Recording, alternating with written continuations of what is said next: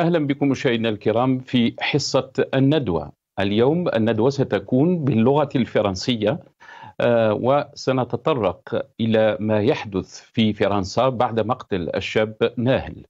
فنعتذر للإخوة الذين اعتادوا أن يشاهدوا هذه الحصة باللغة العربية. Ce qui s'est passé suite à l'assassinat du jeune Nahel et d'une violence inouïe. Comment analyser au demeurant toutes ces dynamiques sociales et sociétales? Les déclassements continus, la précarité des classes moyennes, un environnement social chrysogène, l'inflation, la crainte de l'avenir, une société qui est en train de perdre le sens du commun et des valeurs. Un pacte social qui s'essouffle, dépassé par cette crise protéiforme. Une crise du politique, une crise des institutions, une crise morale et une crise de la nation. En définitive, une crise majeure de la démocratie française où les représentants légitimement élus n'ont plus d'influence sur leurs électeurs et plus largement sur leurs concitoyens. Ceci étant pour le constat qui, pour refonder, réinventer un nouveau contrat social juste, équilibré, qui puisse répondre à tous les Français, quelle que soit leur origine, leur religion et la couleur de leur peau. Cela interpelle les penseurs, les philosophes, les historiens, des idées qui doivent réinventer un rêve commun à tous les Français. Il y a pénurie en France de philosophes, de penseurs qui pourraient, dans une démarche disruptive, éclairer le chemin. Le traitement politique et médiatique partial est assumé de ce drame et ses conséquences violentes fait le lit à l'extrême droite française qui n'avait pas besoin de ce coup de pouce pour se placer comme favori aux prochaines élections présidentielles. La société française se trouve dans une impasse. Elle se doit de réagir pour rester fidèle à la Déclaration universelle des droits de l'homme. Seule la justice qui sera rendue suite à ce drame pourra redonner un semblant de confiance à la troisième et quatrième génération d'émigrés.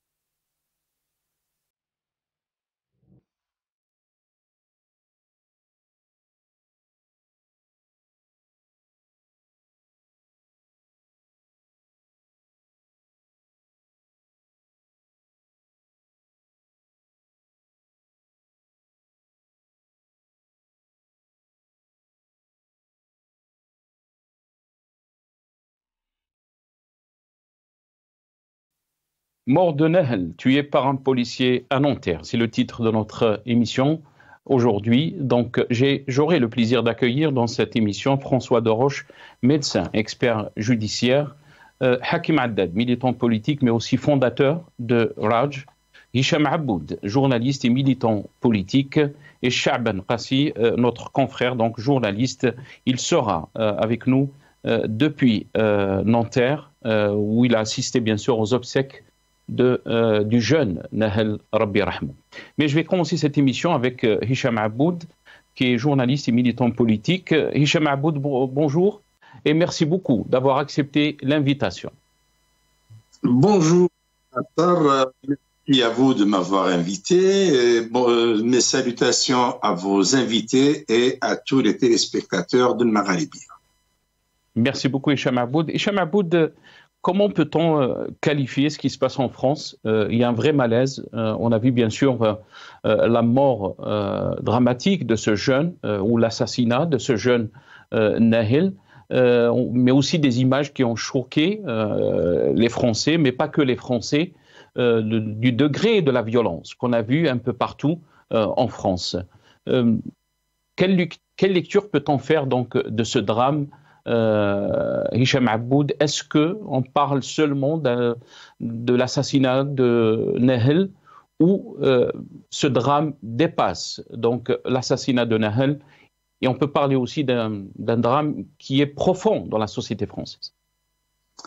Malheureusement, Nahel n'est pas la première et ne sera pas la dernière victime c'est pas moi comment je vais appeler ça, mais victime de l'aveuglement raciste, parce que c'est un acte raciste. Ce genre d'acte n'est enregistré qu'au détriment des Français d'origine maghrébine ou d'origine africaine. Et à chaque fois, on nous parle d'erreurs policières, on nous parle de bavures policières. Or, dans le cas de Nahel, c'est carrément, on a un policier aveuglé par le racisme, bien que certains disent qu'il s'agit d'un franco-marocain. Reste à savoir, hein, reste à vérifier. Maintenant, même s'il s'agit d'un franco-marocain ou d'un franco-algérien ou un franco-tunisien, un franco-maghrébin, ça reste un acte antiraciste parce que le racisme est devenu une culture chez beaucoup de Français, qu'ils soient français de souche ou français d'origine étrangère. D'ailleurs, ce racisme, on le trouve beaucoup plus, et il faut l'avouer, il faut le reconnaître, on le trouve beaucoup plus chez les Français d'origine étrangère que chez les Français de souche. On remarque très souvent, par exemple, quand il s'agit de mariage, beaucoup de jeunes filles qui vous disent « moi, je n'épouserai jamais un blédard ». C'est comme si elle n'était pas blédard d'origine. Vous avez aussi des hommes qui vous disent, qui prennent les Algériens ou les Marocains nouvellement arrivés en France, ils les prennent pour des moins que rien. Ils se croient supérieurs à eux. Et là, c'est pas tout à fait du racisme, mais c'est une culture qui s'est inculquée chez ces gens-là. Cependant, de manière générale, la France est en train de récolter ce qu'elle a semé durant de longues années, c'est-à-dire cette discrimination entre Français de souche et Français d'origine étrangère.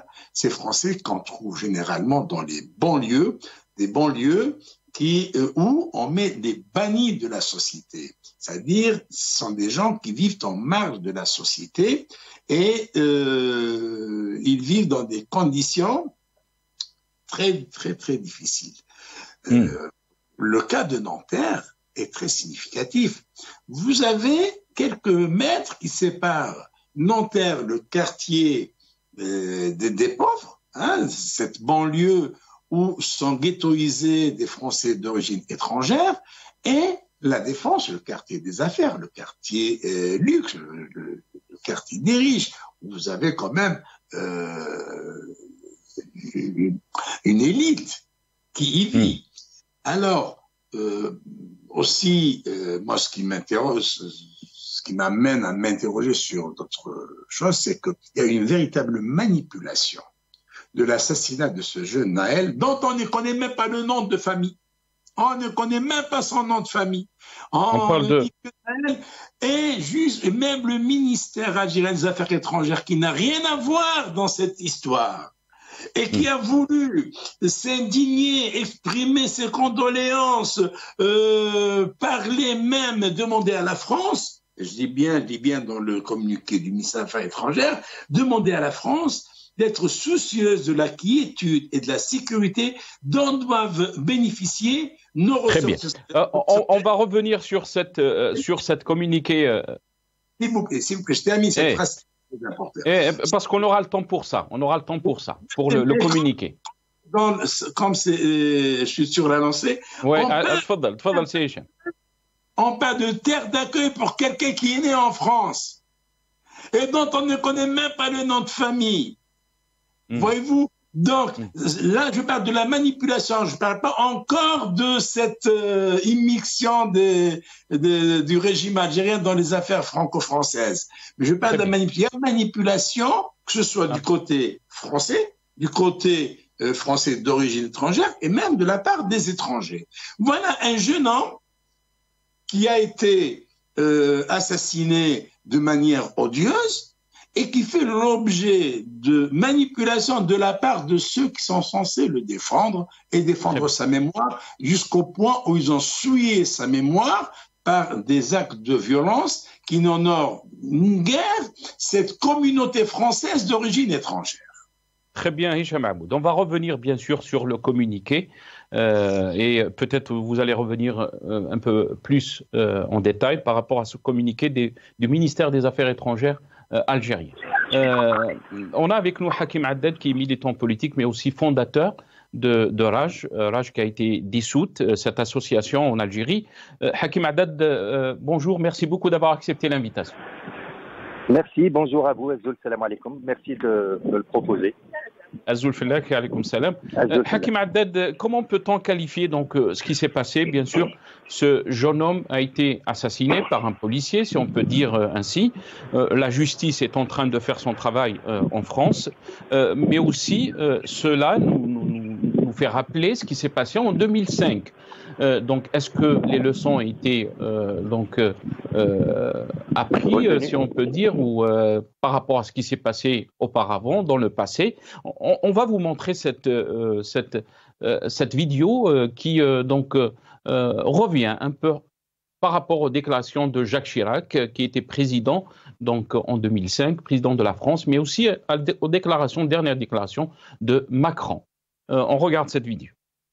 La violence ne règle jamais rien. Rien ne peut justifier la violence. Ils s'en sont pris à leurs écoles, à leurs gymnases. Surtout lorsque celle-ci consiste à s'attaquer à des bâtiments publics, à des mairies, à des commissariats, à des écoles. Face aux violences des dernières semaines, nous y répondrons en étant fermes. Face à cela, la réponse sur l'ensemble du territoire a été réactive et adaptée. Et je veux rendre hommage aux forces de l'ordre, aux policiers, aux gendarmes, aux pompiers. Remercier et apporter le soutien de la nation à nos policiers, nos gendarmes, nos sapeurs-pompiers. Aux maires et aux élus, aux associations. Remercier aussi avec eux les élus et les associations. Les familles doivent prendre toutes leurs responsabilités. En appelant tous les parents à la responsabilité. L'autorité parentale est capitale. Il est important pour la quiétude de tous que la responsabilité parentale puisse pleinement s'exercer. J'ai donné au gouvernement les moyens d'agir.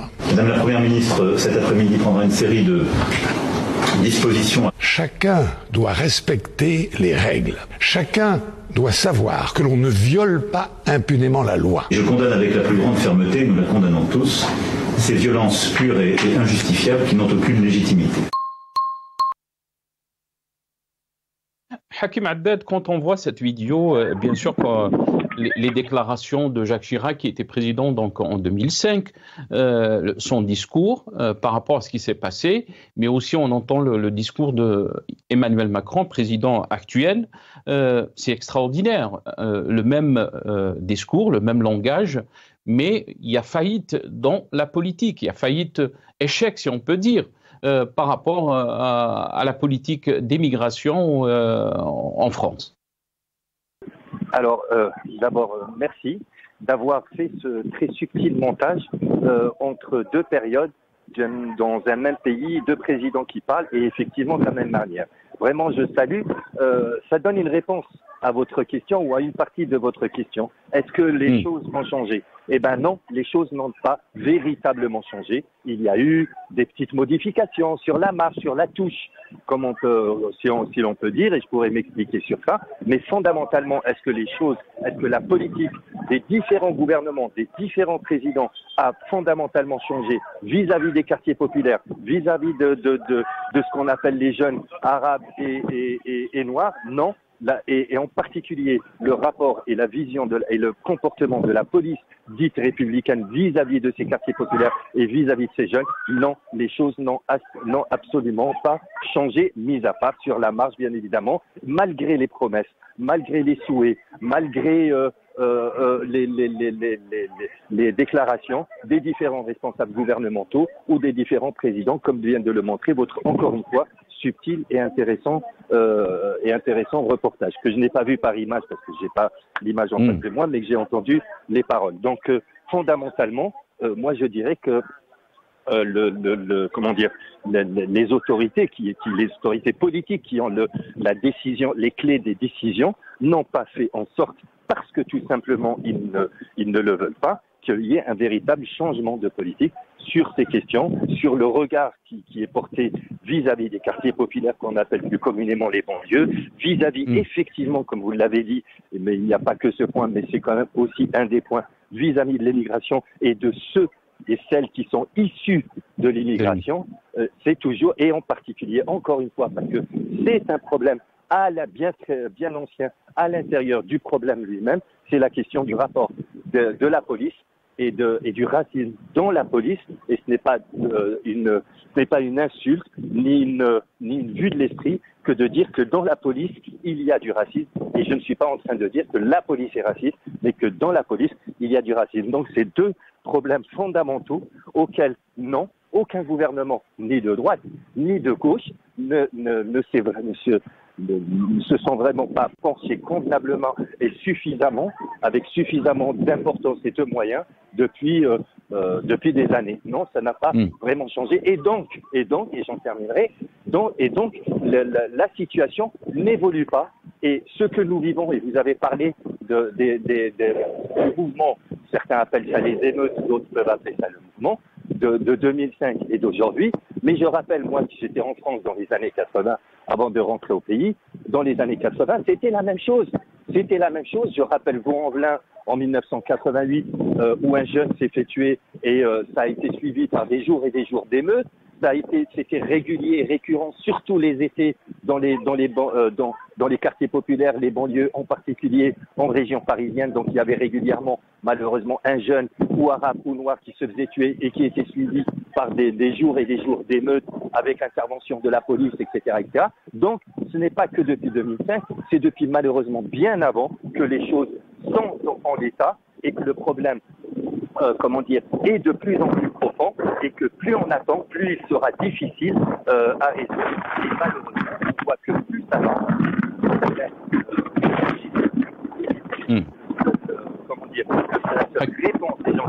Hakim Haddad, on a un petit souci, Hakim Haddad, avec la connexion avec vous. Si vous pouvez vous déplacer un peu dans un endroit plus calme, peut-être qu'on aura mieux la connexion. On vous entend très très mal, mais on va faire passer entre-temps donc ce que dit ce sociologue français, cet historien mais sociologue français par rapport à la situation que vit la France. On l'écoute.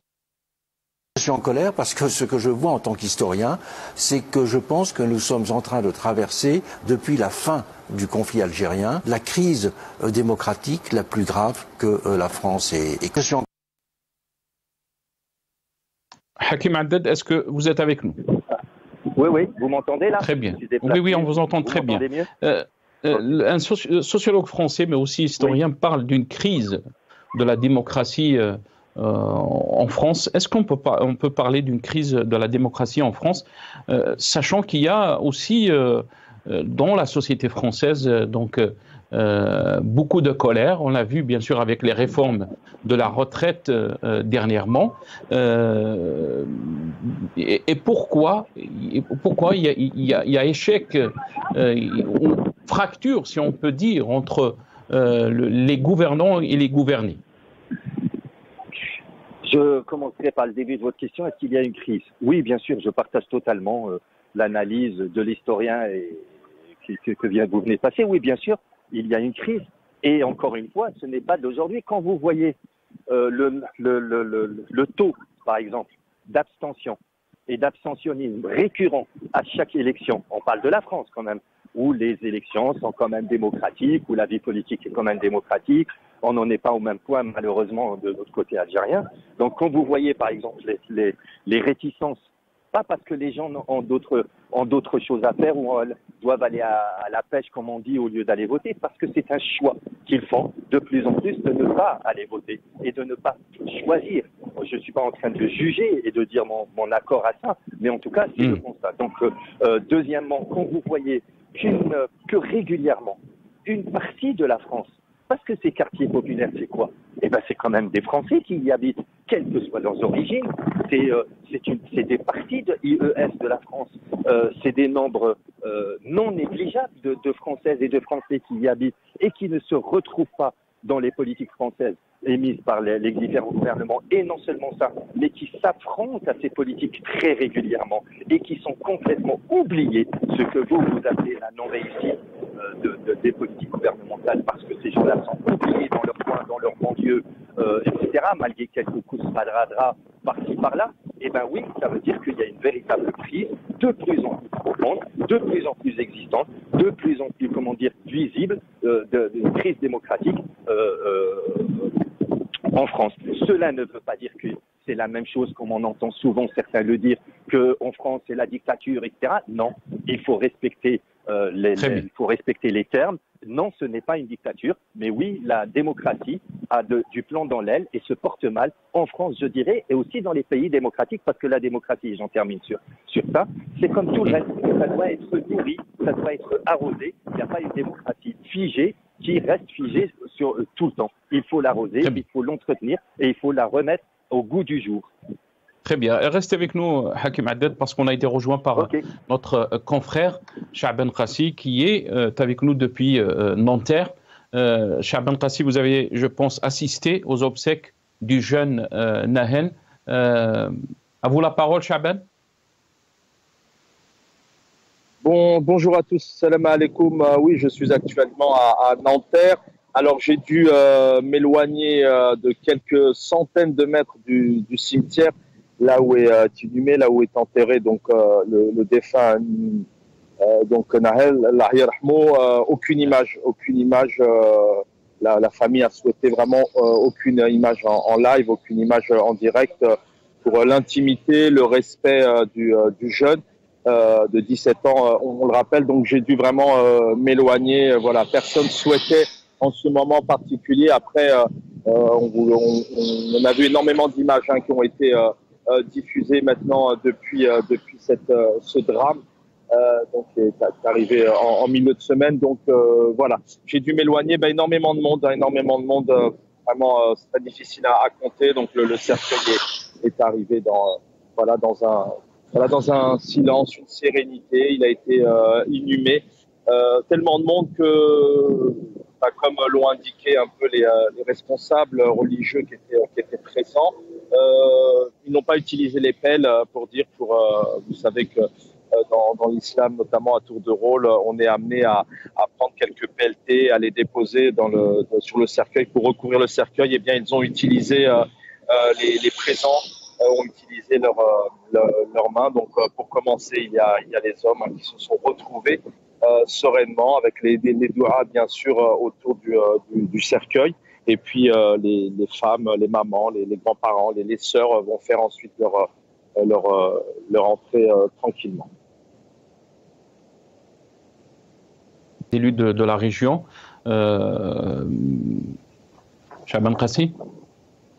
Je n'ai pas entendu votre question, Nasser. J'ai dit, est-ce que les élus de la région étaient présents aux obsèques du jeune Nahel?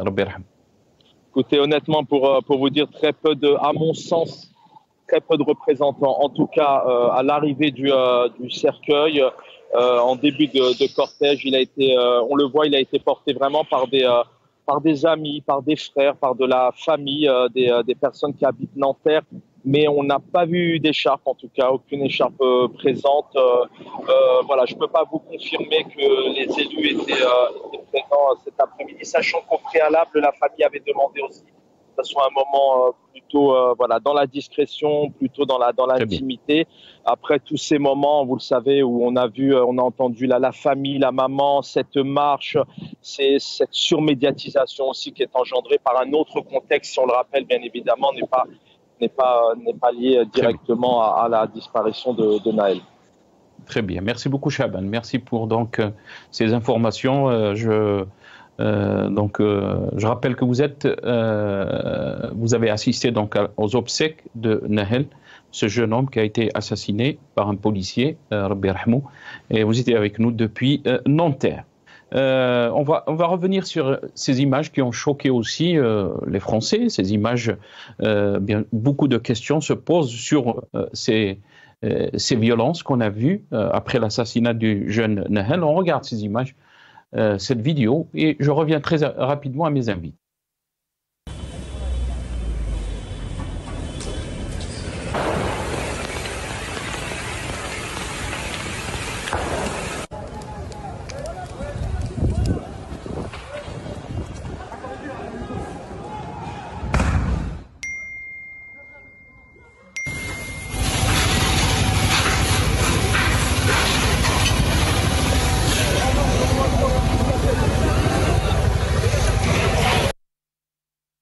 Les tensions suite à la mort de Nahel s'étendent désormais à toutes les grandes villes françaises. À Brest, à Dijon, à Floirac près de Bordeaux, à Grenoble, à Laval, à Lille, à Limoges, à Lyon, à Marseille, à Montpellier, à Nantes, à Nice, à Paris, à Pau, à Poitiers, à Reims, à Rennes, à Roubaix, à Saint-Étienne, à Strasbourg ou encore à Toulouse. 249 policiers ont été blessés cette nuit, mais aucun gravement selon le ministère de l'Intérieur. 875 personnes ont également été interpellées. On vous tiendra informé de l'évolution de la situation. Donc, vous avez vu donc le degré de violence après l'assassinat du jeune Nahel. Très rapidement, Hakim Haddad, comment peut-on expliquer autant de violences qui ont choqué les Français, si on peut dire, mais aussi qui a fait un peu le jeu de l'extrême droite, puisque donc il y a eu des réactions du parti de l'extrême droite. Votre réaction, Hakim Haddad? Oui, alors d'abord, merci. Première des choses, les Français et non moins d'autres, pas seulement les Français, doivent être d'abord choqués et extrêmement choqués par la première des violences qui est que le policier tue un jeune de 17 ans. Voilà, c'est d'abord ça, la première violence. Ensuite, le reste, ce sont des violences qu'on peut réprouver, qu'on n'a pas spécialement à légitimer, mais qu'on peut comprendre qui est une réponse ou qui sont une réponse, probablement pas très intelligente, pas la meilleure des réponses pas très intelligentes, mais c'est une réponse à la première violence, c'est une réponse au comportement de ce policier qui a assassiné un jeune, tout simplement, et c'est un comportement de toutes ces jeunes, c'est aussi une réponse de tous ces jeunes au comportement de la police dans ces quartiers de manière générale. Donc voilà. Alors oui, bien sûr, il y a de la violence dont vous parlez et qui choque, comme vous le dites vous-même, les Françaises et les Français, et pas que. Mais la première des violences, et c'est là que doit reposer, à mon avis, la réflexion et le fait d'être choqué, c'est contre un policier, un bonhomme qui représente l'État, qui censé être représenté la sécurité des gens, et ben c'est là où c'est ce policier qui tue un jeune. Ensuite, quand vous dites votre question qui était, donc je voulais préciser ça, quand vous me dites la question ensuite à quoi c'est dû toute cette violence, eh ben la réponse est dans ce que je viens de dire. Justement, c'est encore une fois, je ne légitime pas. Je pense personnellement. Est-ce que vous pensez que c'est une sorte de... Je vais juste vous lire ce qu'a écrit donc Salim Ben Khedda, le professeur Salim Ben Khedda, qui a dit que malgré l'existence d'une sorte de liberté politique en France, les Français d'origine maghrébine restent incapables de s'organiser, de structurer une réponse adéquate à l'injustice, à l'arbitraire et au racisme auquel ils sont exposés, laissant l'extrême gauche souffler comme d'habitude dans la colère de la communauté, où je pense que l'extrême droite, il voulait parler, car il améliore le jeu de rue et de doué pour monter à cheval. Est-ce que vous êtes d'accord avec... J'aurais voulu continuer, mais je vais vous donner donc mon avis, mais je vais vous donner également mon avis sur ce que vous dites. Moi, je ne suis pas un communautariste, monsieur. Je n'appelle pas les communautés à s'organiser en communauté.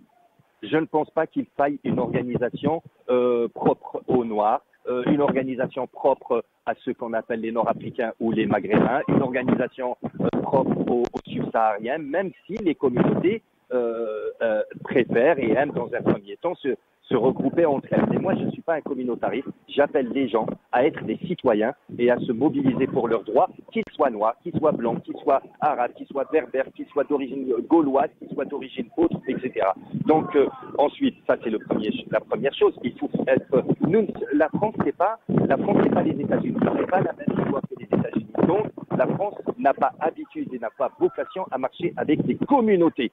Donc, ce n'est pas spécialement la communauté nord-africaine ou maghrébine, comme l'a dit le monsieur que vous avez interviewé, donc que vous avez cité là en tout cas, de s'organiser. C'est pas parce qu'elle est nord-africaine ou maghrébine, il faut qu'elle s'organise parce qu'elle est dans un état de droit, parce qu'elle est ou qu'il lui permet de s'organiser et de se battre pour ses droits et tout en appliquant ses devoirs en tant que citoyen. Voilà. Je voudrais rapidement revenir parce que tout ça, justement parce que le monsieur parle, en tout cas nous supposons qu'il parle de l'extrême droite, fait le jeu de l'extrême droite. Pourquoi les Nord-Africains, pourquoi les Algériens, les Maghrébins auraient à s'organiser en France, si ce n'est pour interpeller leurs autorités d'origine. Mais les autorités françaises, eh ben non. Donc ça fait le jeu et ça participe de faire le jeu de cette extrême droite, justement. Juste, si vous me permettez 1 minute 30, s'il vous plaît, montre en main pratiquement, de revenir sur la fin de ma réponse de tout à l'heure. Moi, je ne suis pas pour les violences qui sont appliquées, mais je comprends ces jeunes.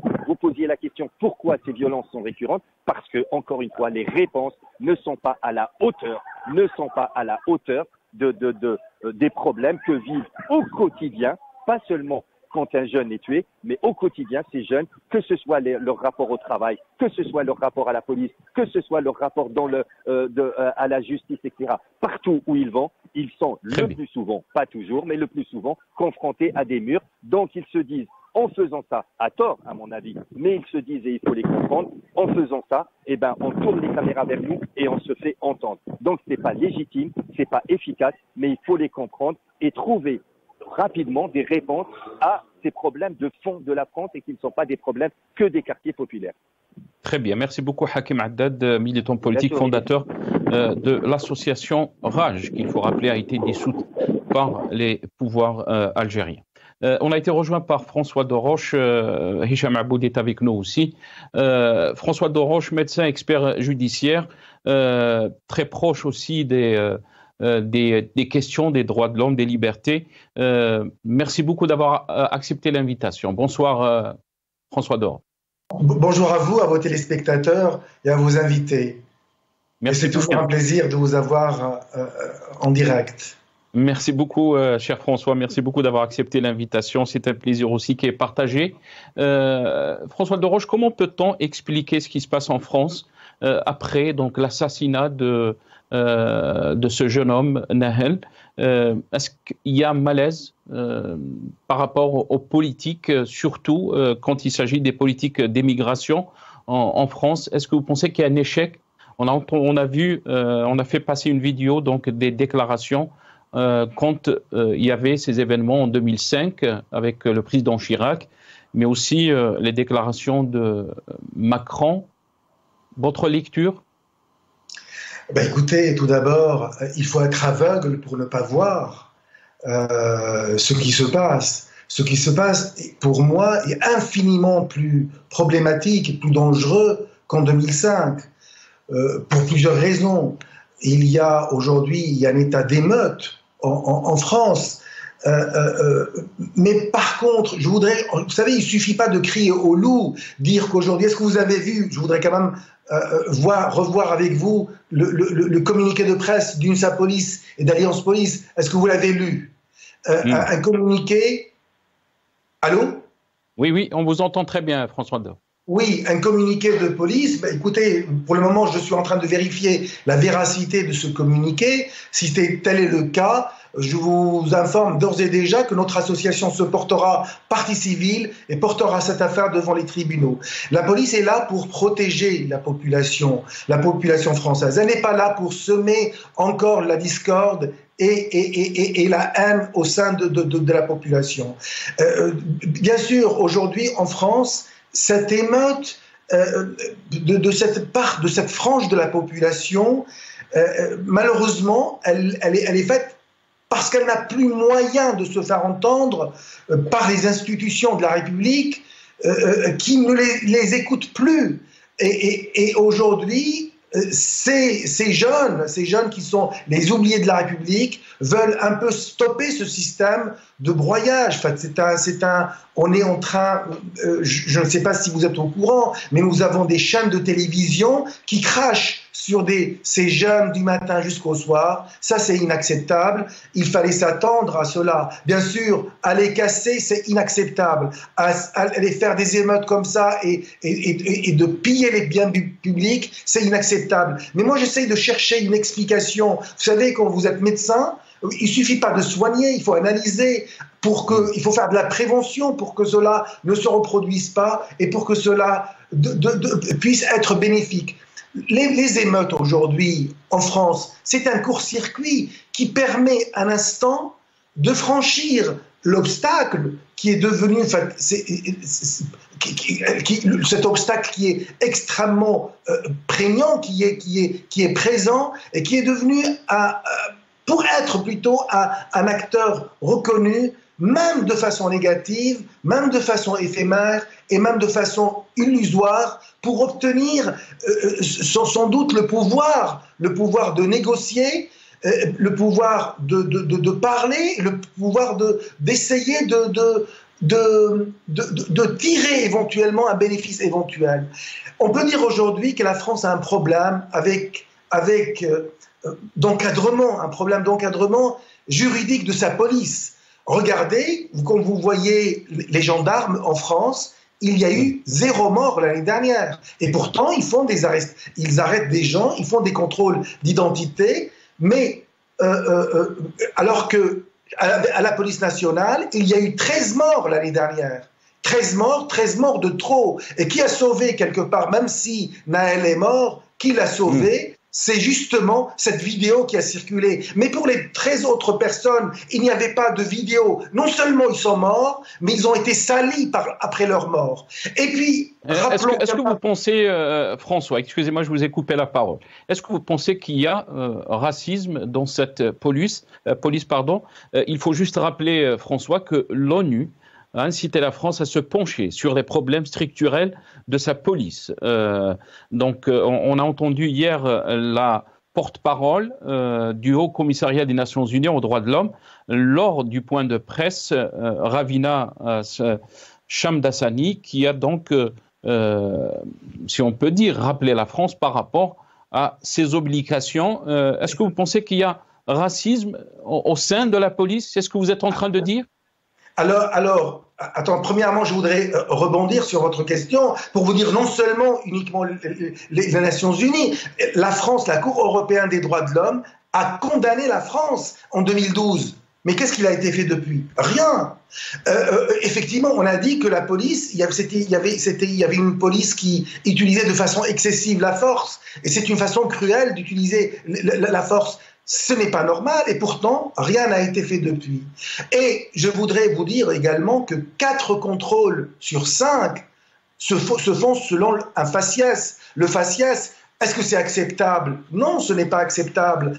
Aujourd'hui, quand vous avez le teint basané, quand vous avez la peau noire, eh ben vous vous faites plus contrôler que par les communs des mortels. Alors maintenant, la question, il faut se la poser, vous savez, il ne faut pas se cacher derrière son petit doigt. Est-ce que la police, est-ce qu'il y a du racisme dans la police? Évidemment, et le communiqué de presse que je lis d'Alliance et d'UNSA réunis, d'ailleurs c'est marqué communiqué de presse, écoutez, je vais quand même vous lire, si vous permettez, quand même un petit passage.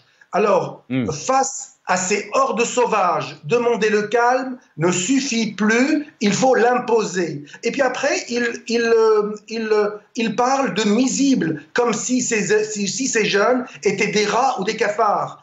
Nos collègues, attendez, l'heure n'est pas à l'action syndicale, mais au combat contre ces nuisibles. Mais attendez, où va-t-on? Et puis enfin, ils disent aujourd'hui les policiers sont au combat, car nous sommes en guerre. Mais quelle guerre? Ce sont les enfants de la République, ce sont des enfants pour la majorité, ce sont des enfants mineurs. Nous avons la responsabilité de les porter, de les éduquer et certainement pas mais aussi de l'autre côté, François Deroche, est-ce que vous pensez que toutes ces violences qu'on a vues, quand on parle de violences contre les écoles, contre les institutions, les bâtiments des institutions françaises, est-ce que vous ne pensez pas que ça fait le jeu de l'extrême droite? On va écouter ce qu'a déclaré Marine Le Pen par rapport à cette affaire. J'ai vu la vidéo et il est évident que la mort d'un jeune homme de 17 ans ne peut laisser absolument personne indifférent. Maintenant, je suis étonné de voir que des hauts dirigeants politiques, et en premier lieu le président de la République, ne laissent pas à la justice le soin de faire son travail. Car les propos tenus par le président de la République sont très excessifs et je trouve irresponsables. Est-ce que l'acte est inexcusable ? Est-ce qu'il est inexplicable ? C'est à la justice de répondre. C'est à l'enquête qui va se dérouler de savoir si il existe une explication à ce geste choquant, bien sûr, et si il existe une excuse, c'est-à-dire si le policier a pu légitimement se sentir en danger, soit lui, soit des tiers. Donc, encore une fois, je m'étonne de voir cette rapidité dans la prise de position, notamment du président de la République. François de Roche, bien sûr, Marine Le Pen s'étonne de la prise de position de Emmanuel Macron, président de la France. Votre réaction ? Monsieur Macron est un président, je pense, il pèse le pour et le contre. Imaginons si ce policier, comme l'a été dans les fois passées, s'il était sous contrôle judiciaire et en liberté, la France se serait embrasée. Et le mot d'ordre aujourd'hui qui a été donné à tous les ministres, lequel ? Calmer le jeu, reconnaître qu'il y a effectivement une faute inexcusable de la part de ce policier, reconnaître ce qu'on appelle l'assassinat, parce que c'est ça ce qui a été dit. Il y a une faute, mais quelque part, vous savez, il y a un article de loi, l'article L435, c'est celui qui a donné cette possibilité aux policiers d'utiliser cette arme et le diriger pour quelqu'un qui refuse d'obtempérer. Mais je pense qu'avant de viser le thorax, il faut viser les roues. Et d'ailleurs, il y a un projet de loi pour rectifier cela. Pour le moment, les parlementaires ne se sont pas réunis pour le voter, mais j'espère qu'il sera voté le plus rapidement possible pour abolir cet article L435 qui est extrêmement problématique et qui est un appel au meurtre. On ne peut pas tirer sur quelqu'un qui refuse d'obtempérer, même s'il était sous cocaïne, sous héroïne, même s'il était en âge de puberté, même s'il était un peu rebelle. On n'a pas le droit de tirer comme ça à bout portant sur quelqu'un qui refuse d'obtempérer. Et puis quand même, c'est très important, rappeler que la France est un pays, de droits de l'homme. La France ne peut pas accepter qu'on bafoue les libertés fondamentales. Nous avons un triptyque qui s'appelle liberté, égalité, fraternité.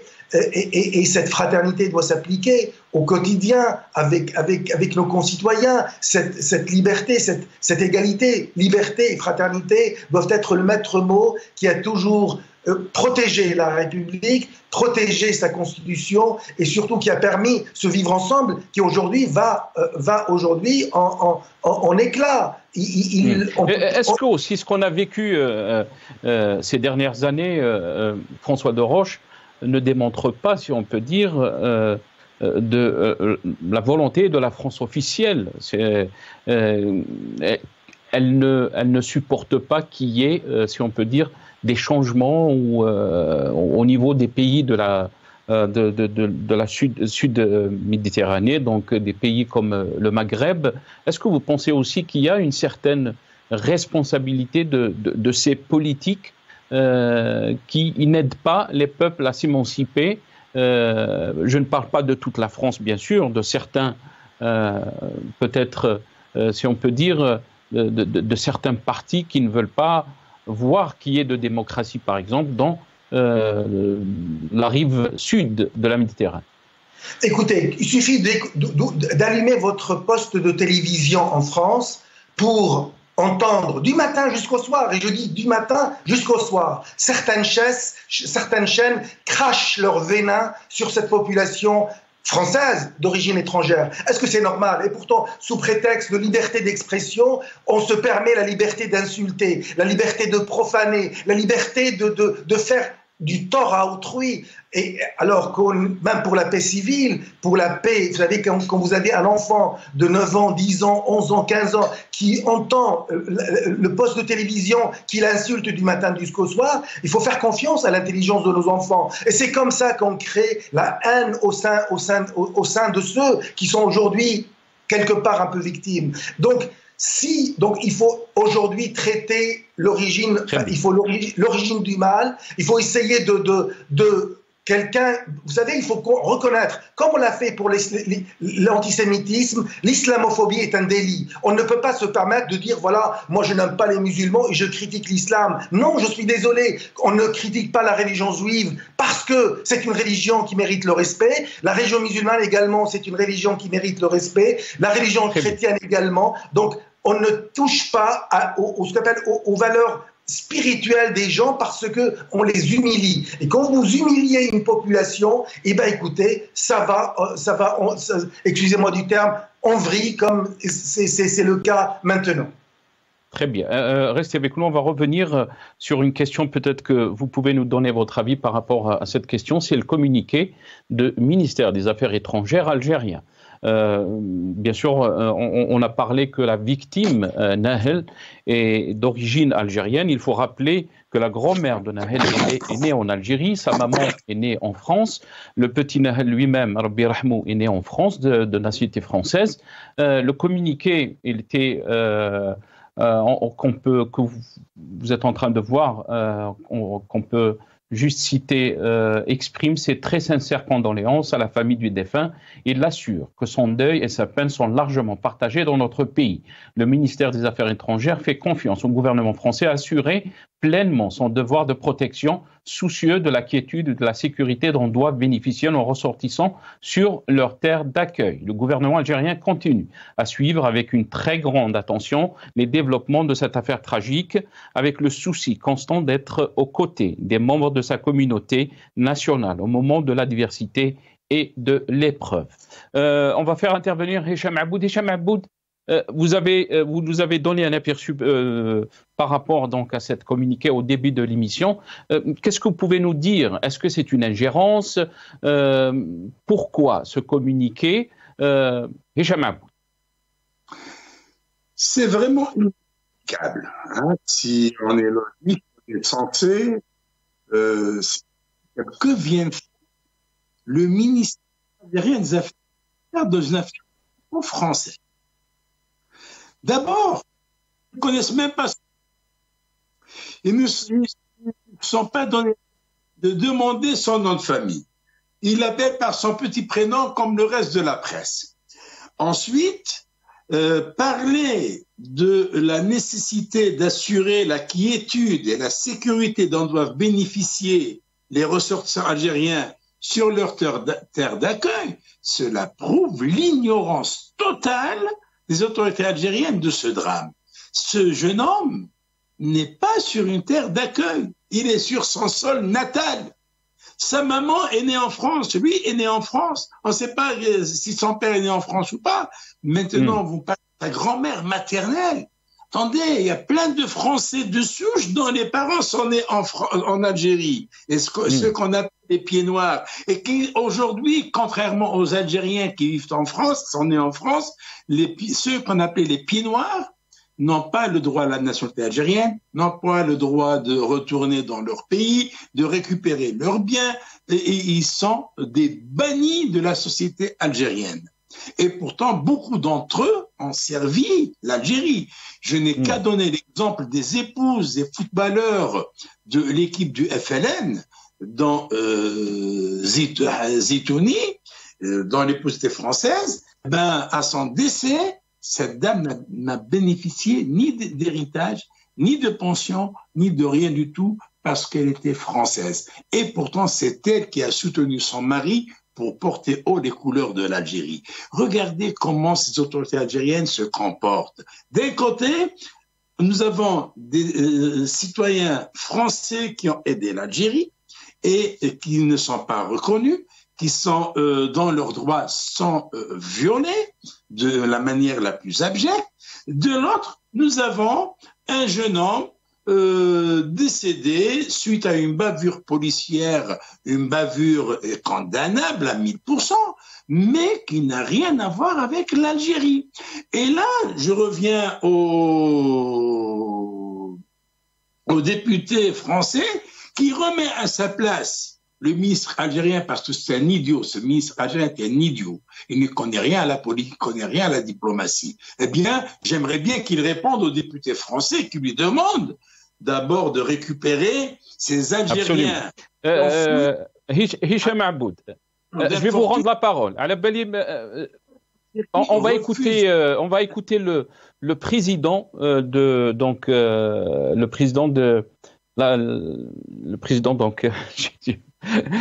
Jordan Bardella, donc on va l'écouter, sa réponse par rapport donc à ce communiqué du ministère des Affaires étrangères.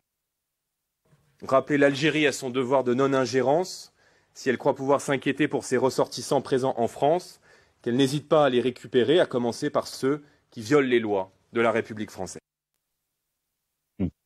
Donc ça, c'était les déclarations de Jordan Bardella, donc il est président du Rassemblement national, j'allais dire le Front national. Donc c'était le Front national, c'était avant. Hicham Aboud, je vous rends la parole.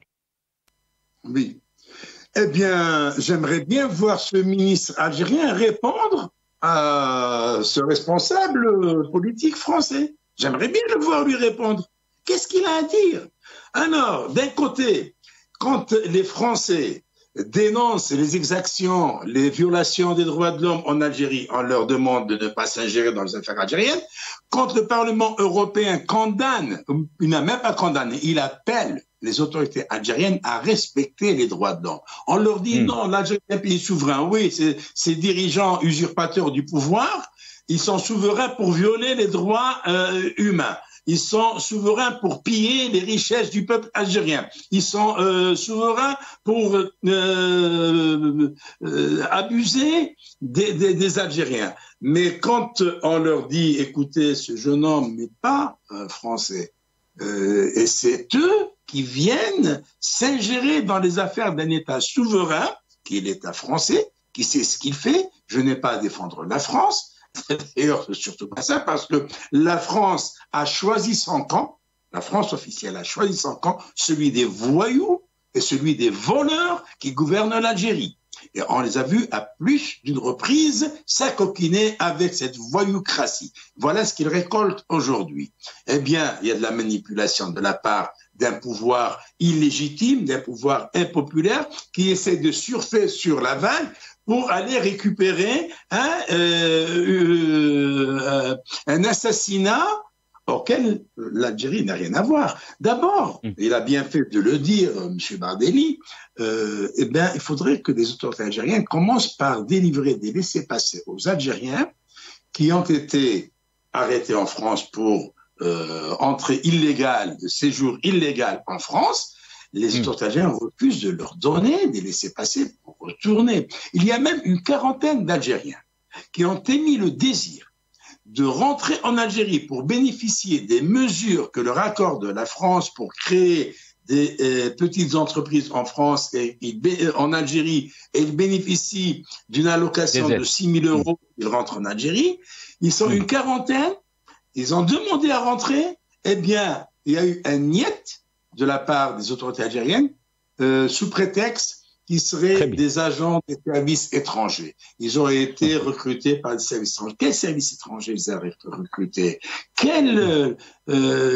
Pourquoi on leur interdit de retourner? Quand on est soucieux des ressortissants algériens, on n'expose pas les Algériens comme étant les seuls ressortissants en France, les seuls étrangers en France, à faire de longues files d'attente devant l'agence Air Algérie de l'avenue Opéra, à faire des Algériens, à les exposer en cinéma à Marseille lorsque on annule le départ d'un bateau sur Alger.